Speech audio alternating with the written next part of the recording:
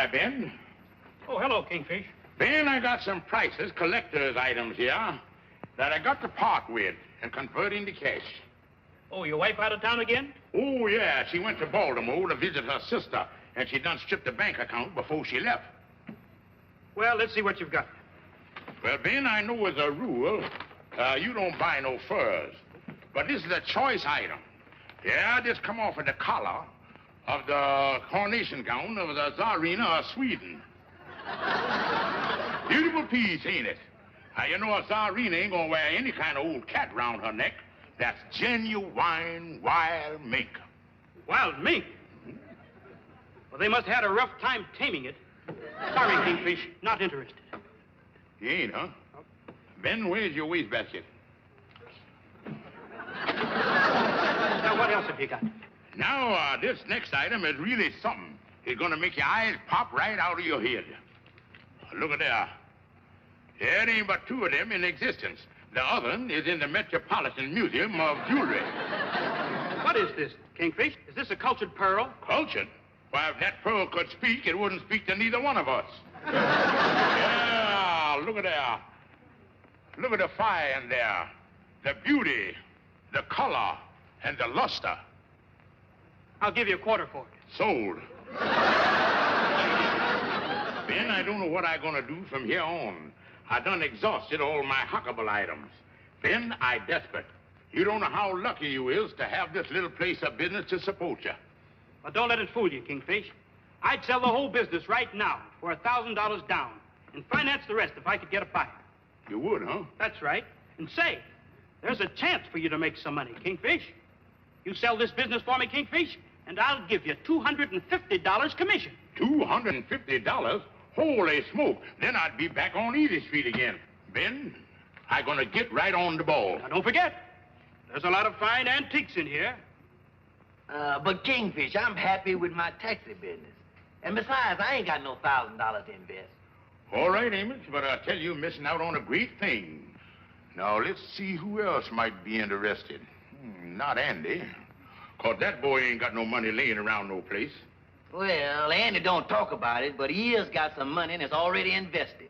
It is? Yeah, he bought some utility stock. I think it was in some gas company. But I know he wouldn't sell it. He's got it tucked away someplace. Got it tucked away, huh? That's funny. I thought I had that boy completely untucked by now. Well, so long, Amos. I'll see you later. So long, Kingfish.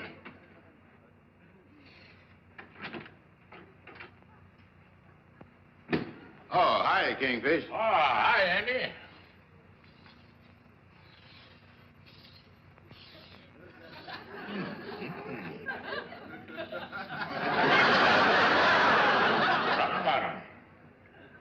Have a seat, Andy, while I finish indigesting my daily Wall Street Journal here. Oh, I never read that because it ain't got no funnies in it. Tell me, Kingfish, how's things down there in Wall Street? Well, they don't look so good, Andy. Yeah, Andy, you was lucky that you ain't got no stocks or nothing at this time. Well, I didn't want to tell you, Kingfish, but I is got money invested in stocks. Why, you don't tell me. Well, Andy, be thankful that you ain't got your money invested in no gas stocks. Well, that's just what I got. What? You got gas stocks? Well, Andy, you done invested your money in the one thing that ain't gonna have no use to nobody. Gas. Now, wait a minute, Kingfish. What's wrong with gas? Everybody needs gas to cook with, don't they? No more they don't, Andy. In the future, everybody gonna be cooking with atoms. Atoms what? Oh, no, Andy. Atomic energy. In the future, instead of gas stove, all the people gonna be cooking with atom stove.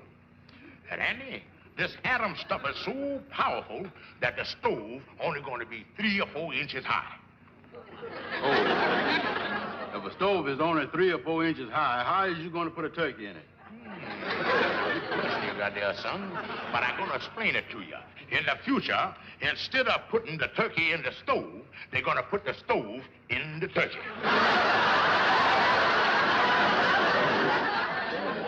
Well, Andy, probably the reason why you don't grasp on to the thing is probably you don't understand how it works. Now, you see, Andy, first, the atom splits into what they call a monocle.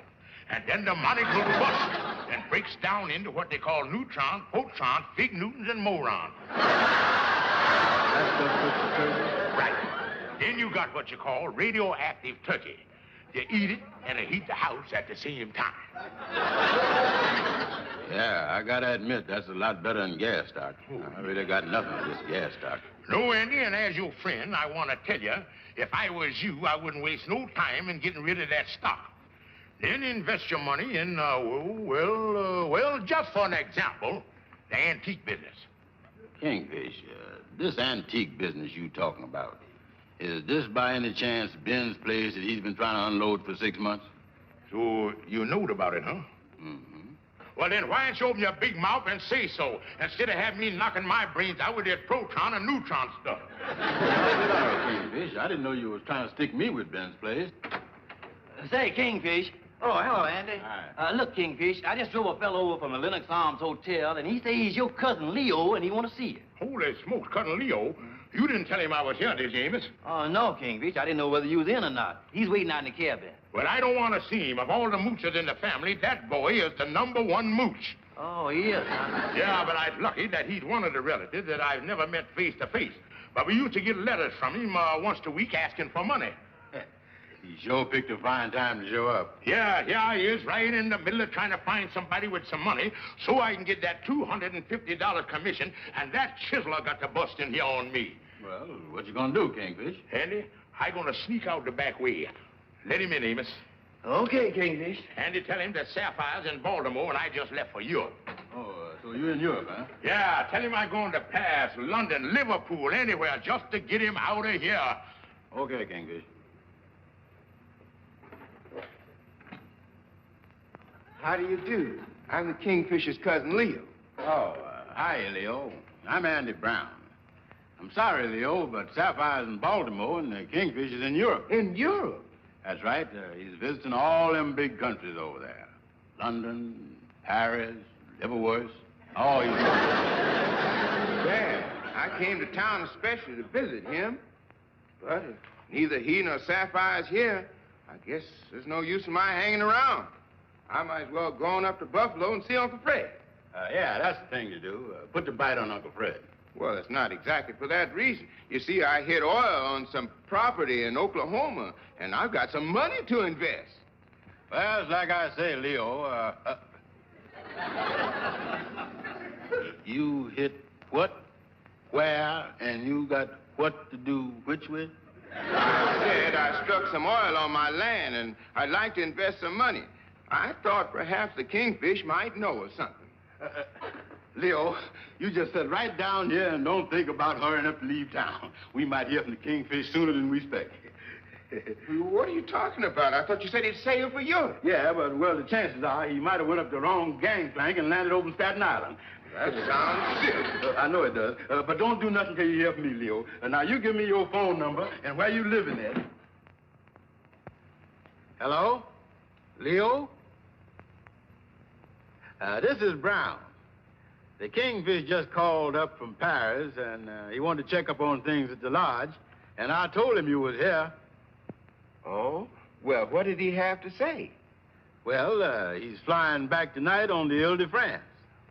Yeah, that's right, and he'd sure like to see you. He can meet you tomorrow morning at 10 o'clock.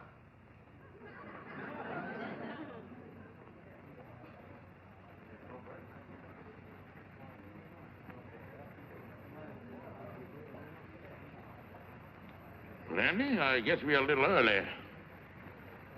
I just been thinking. What's that, Kingfish? Now, if I sells Cousin Leo this business, I don't want him to think that he's dealing with any small-time operator. You got a buck, Andy? Yeah. Now, Andy, run down to the drugstore on the corner and get some of them long Panatella cigars. I'll flash them at him. Here's the money. Thanks. And don't forget to bring me my change, and I'll be waiting right here.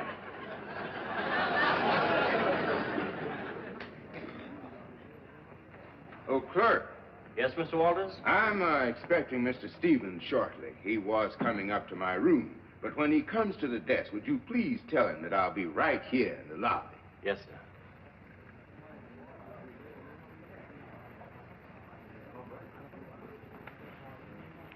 Oh, excuse me. You gonna use this one?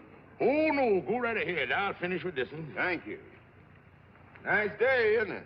Yeah, it's always nice around New York this time of year. You from out of town? Just got in. I came up to visit my cousin and her husband. Yeah, I got a cousin here, too. Funny lot, ain't they? Yes, in a way, I guess. Now, you take this cousin of mine. All his life, he ain't been nothing but a chiddler and a loafer. I guess some of them are that way. Then all of a sudden, he come into some money, which just goes to show that the dumber you is, the better your chances are in this world. Well, now, I wouldn't say that that's always the case. Well, now look at my cousin. He never had a dime up until the time he got this money. Always writing to us for a couple of bucks.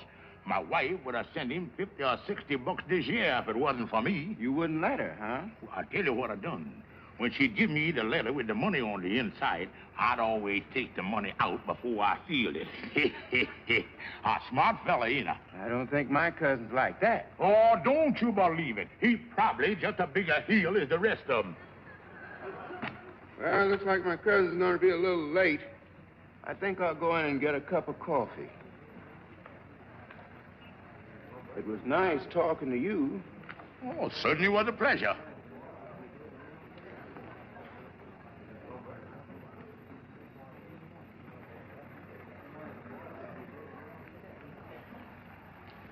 Here he is, Kingfish. Oh, thank you, Andy. Well, Andy, now is the time to strike.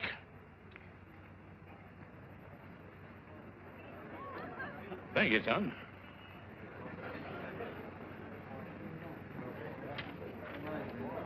Yes, sir? Would you call Mr. Leo Walters' room and tell him that the gentleman he was expecting is here? Now, let me see. Mr. Walters said he wanted to meet you here in the lobby. I saw him down here just a minute ago. As a matter of fact, I thought I saw him sitting over in that corner talking to another gentleman. Well, where is he now? He probably went into the coffee shop. Thank you. Yes.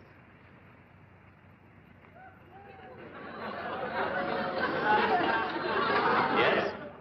Would you mind running through this thing just once again? I come up here and asked to see Mr. Leo Walters. Right? And you tell me that he was over in that corner talking to a man. That's right. As a matter of fact, he was talking to you. Yes, it was you. Yeah. What's the matter, Kingfish? What happened? Andy, talk about biting the hand that feeds you. I just knowed Cousin Leo clean up to the elbow. Come on, let's get out.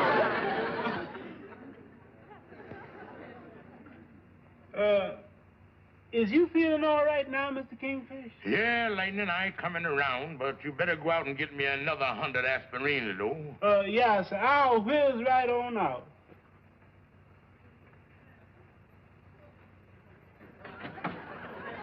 Hi, Mr. Andy. Hi, Lightning. Hi, Andy.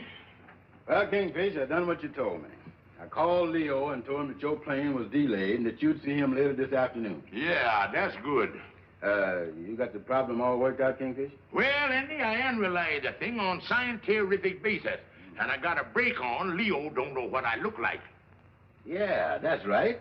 Yeah, now here's how I done solved the problem. Number one, I can't say I the Kingfish because I done insulted the pants off of the boy. Number two, somebody else got to be the Kingfish. Number three, who gonna be the Kingfish? Number four, Calhoun. Oh. You gonna let Leo think that Calhoun is you, and Calhoun is gonna try to sell Leo to antique shop, huh? That's right. Now, all you got to do, Andy, is tell Leo that you heard from me and that I'd like to see him up to my place about 2 o'clock, and I'll take care of everything else. Calhoun! Calhoun! Calhoun! Here comes Cousin Leo now. Now, Calhoun, is you sure you got everything straight? Well, I think I is, Kingfish. Now, this what you got to remember, Calhoun. After a little friendly talking, chit-chatting, then you brings up the subject of what a wonderful investment that Ben's antique shop would be, and see, could you get him interested? Look, Kingfish, I knows that. I knows all about that. But now about this here chit-chatting. Suppose he asks me some questions about the family. Well, Calhoun, I'll be right here in the closet, see? And then if he asks you some questions that you don't know the answer to, then I'll knock like this. Once. That means yes. Then I'll knock twice. Like that. That'll mean no. Okay, I got you now, Kingfish. One knock means yes, and two knocks means no. Uh-oh, there you are, Calhoun. Well, come in. Out of Kingfish. Glad to see you. Well, Kingfish, at last we meet. Oh, yeah. Always like my clothes nice and roomy. Rest your hat and sit down. You know, Kingfish, this is very strange seeing you for the first time. Years ago, I seem to remember Sapphire's writing that you were nearly 6 feet tall. 6 feet, huh? Well, I used to be that tall, but I had a couple of ribs took out, and I kind of settled down. You want to know if Sapphire's still in Baltimore, huh? Yes, she's still in Baltimore, all right. No doubt about it. Yes, she's there. I just heard from her. Well, is she going to be away very long? No, she ain't gonna be away long. She's gonna be right back.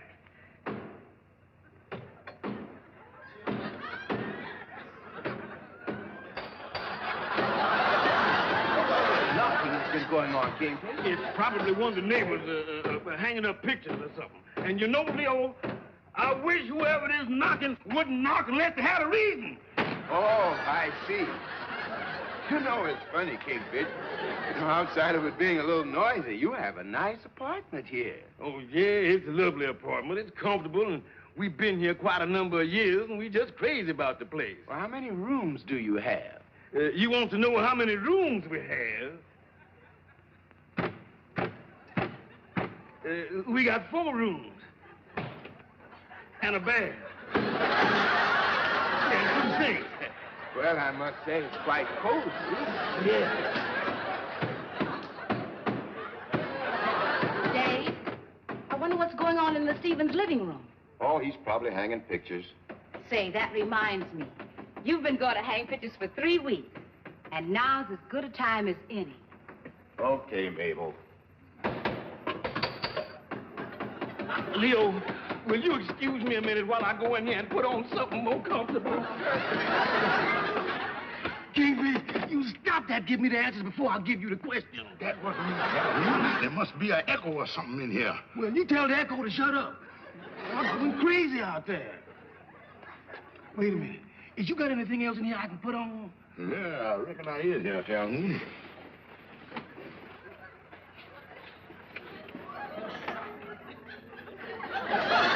Oh, a little too tight for me. You know, Kingfish, I was just thinking here.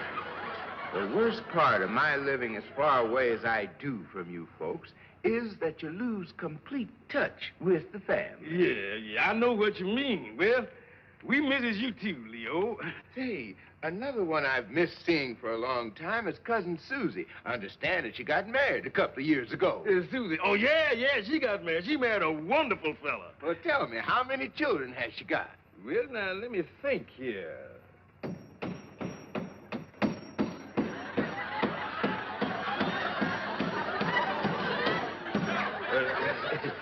Quite a gal, that Susie. Well, as near as I can figure it out, it's somewhere between 15 and 20. And 2 more on the way. Well, Kingfish, it sure is wonderful being here. There's so much I want to know about all my relatives. For instance, how long has Uncle Frank been married? How old is Cousin Charlie's little boy? Is Aunt Tilly still living with Joe? Wait a minute. Let's take these things one at a time here. Now, about Uncle Harry's little boy, he's just about to...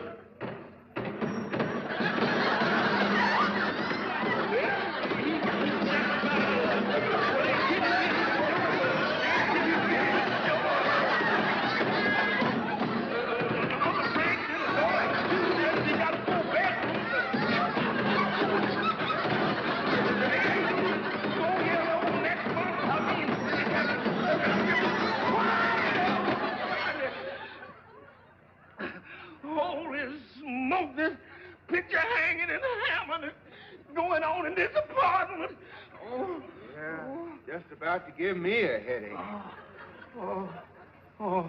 They must have heard me. Because everything done quieted down. But now, Leo, to get away from the family talk, my friend Brown tells me that you up here looking around for a little business to go into. That's right, Kingfish. You see, I have a pretty steady income from some oil wells now, and I'd like to find some little business to occupy my time. Well, I tell you, Leo, not that it means nothing to me, but it just so happened that I knows of a little place of business right over here on Lenox Avenue that's for sale. It's an antique shop. Antique shop, huh? Yeah. Well, that's a nice, clean business. Yeah, and just the kind of thing for a fella like you that don't want to work too hard and still got a nice income. You know, the more I think of it, the better a thing like that sounds. Yeah, well, here's the address right here. I had the address a minute ago. I wonder, where is the address? The address? Oh, yeah. Yeah, here's the address right here. I think the place is still open. You can get right down there. A fella by the name of Ben owns the place. Well, I'll tell you, Kingfish, I didn't get much sleep last night, and I'd kind of like to go back to the hotel early. Or maybe I can see this fella first thing in the morning. Yeah, you do that. You can get the place for $1,000 cash and finance the rest of it. Yeah? Yep. Sounds interesting, all right. Yeah. Well, I'll see you tomorrow, Kingfish, after I stop in at the place. Yeah. Sounds very interesting. All right. Well, I'll be running along. Goodbye, Kingfish. Yeah, goodbye, Cousin Leo. Say, is this kind of hat the new style in town now? I saw another fellow wearing one of these. Oh, yeah, that's a new style. Yeah, that's This is your hat. Oh, yeah. Like I told you, I like my things nice and roomy. Well, goodbye, Kingfish. Yeah, goodbye, Cousin Leo. Okay, Kingfish.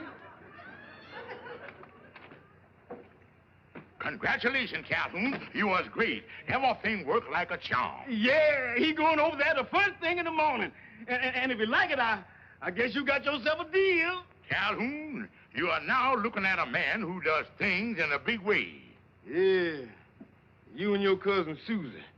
But you know, Kingfish, it'd be a shame if Leo go over to the antique shop and don't like the looks of the place. Calhoun, I'm going to take care of that angle, too. Yeah. I'm going to have 8 or 10 of the brothers go over there tomorrow morning, just about the time that Leo going to get there, and everything will look like it's busy, and he'll think it's great. Kingfish, you is a genius.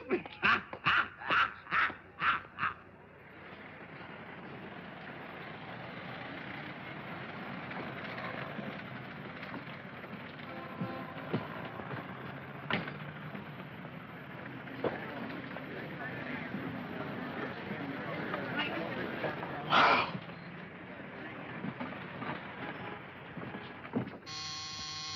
Shh, that's him. I'll get in the closet, yeah.